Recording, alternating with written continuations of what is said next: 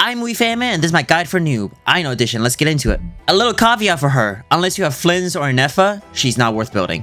Period. Unless you really like her, unless you really like Aino, she's not worth building for damage. The only reason she's worth it for Flins and Nefa is because she counts as a moon sign, and it's literally just a stat buff. Genshin wants you to get the new people to play with the new people.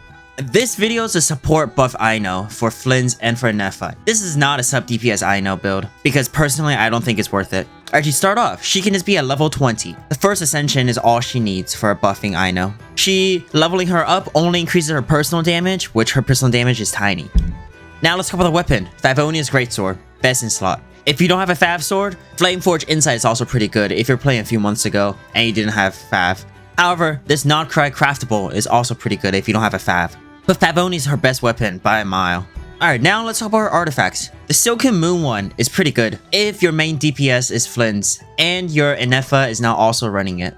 If your Nefa already has it, then run her on a 4-piece noblesse. It's because the Silken Moon artifact does not stack. If you don't have a Nefa, then use this piece by all means. Just to keep in mind that she wants a lot of energy, so run an energy sands on her and max that out. All her other artifacts can stay at level 0. Now, her talents, keep them all at level 1. You don't need to upgrade them for damage. Her damage is way too small. Auto attack, useless.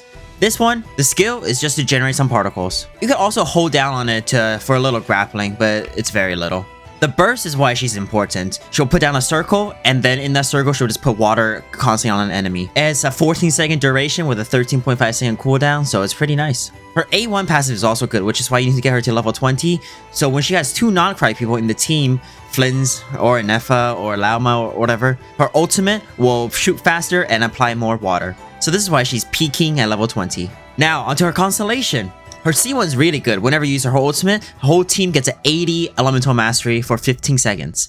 And this is a crack. C2, kind of useless. She just deal more damage. Her damage is terrible. C4, she gets more energy, but you already have a lot of energy. Kind of useless.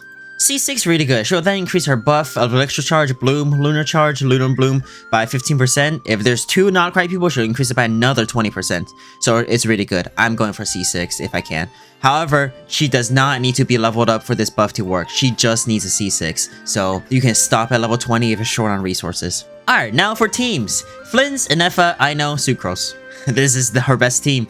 If you don't have her C6, Yelan will probably be better. Yelan or Shincho will probably be better here. However, if you don't have a Nefa for Flins, then you run Aino, another electric person, and then VV. You can also run another water person if you want. And that's pretty much her teams right now. If you have Lauma, don't use Aino.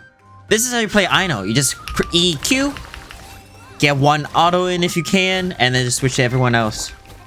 The circle on the ground is Aino's effective range for her ultimate. However, if the enemy's slightly outside of it, like right here, the smash damage will sometimes still hit it. So now you know how to play Aino. Aino is just support for Flins. It's because she will just get power creeped by a later character, Columbina, coming out. So don't waste your resource on her unless you really like her.